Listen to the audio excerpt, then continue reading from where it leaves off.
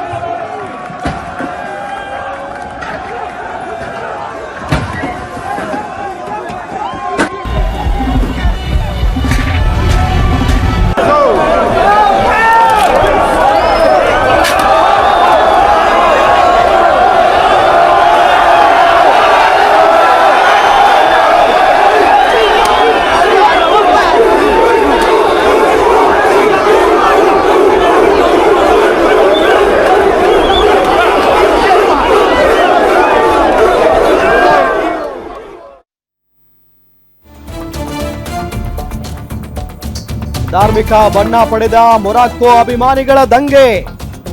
ಪಶ್ಚಿಮ ಏಷ್ಯಾದ ಮುಸ್ಲಿಂ ಅಭಿಮಾನಿಗಳಿಂದ ಯುರೋಪ್ನಲ್ಲಿ ದಂಗೆ ನಡೀತಾ ಇದೆ.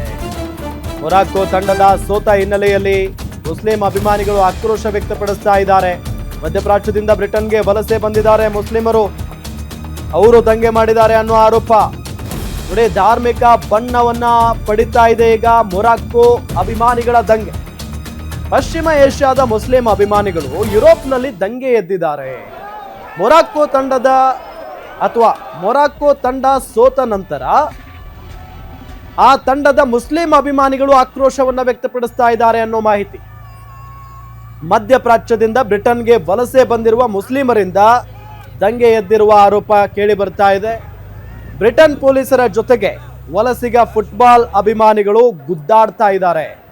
ಲಂಡನ್ ನಗರದ ಹಲವು ಪ್ರಮುಖ ರಸ್ತೆಗಳಲ್ಲಿ ಉದ್ವಿಗ್ನ ಸ್ಥಿತಿ ನಿರ್ಮಾಣ ಆಗಿದೆ. ದೃಶ್ಯದಲ್ಲಿ ನಿಮಗೆ ತೋರಿಸ್ತಾ ಇದೀವಿ ನಾವು.